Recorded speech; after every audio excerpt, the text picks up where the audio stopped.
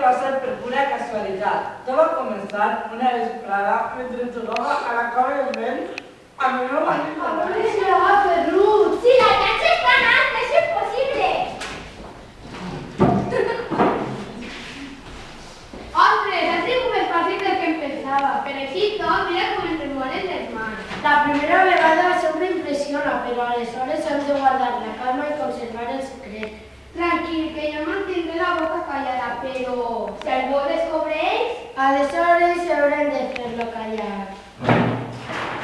Quina mala pinta és que deuen amagar des de la cova. Ni ho sé ni m'importa, vinga, anem-nos-ho a callar. Doncs jo sí que vull saber què hi ha des de la cova. Vés-te'n tu si vols.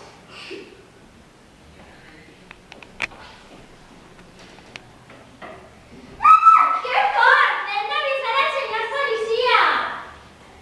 Nino.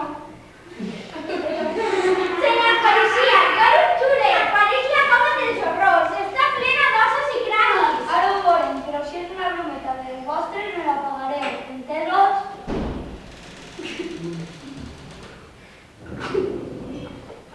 Ostres, és veritat, he d'avisar a la central. Senyor policia, aquests són els assassins. Mans a l'aire! No passes ni un pas més. Però què passa, senyor policia? A quantes persones heu mort, assassins? De qui són tots els ossos que hi ha dins de la cova? És veritat, heu descobert el nostre secret, però no som assassins. Explica-li tu, de qui són aquests ossos, Tommy, tu que els has trobat. Aleshores vam saber que aquests homes eren arqueòlegs i que acabaven de trobar en la cova dels vents diverses restes humanes que ells pensaven que eren del paleolític superior. I per assegurar-se que es mantindrien en secret, fins que estigueren segurs de la troballa, es van oferir ensenyar-nos la seva professió.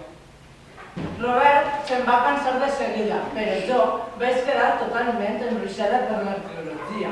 Una història ben interessant que de segur haurà sorpresa més d'un oient. Gràcies, Ruth.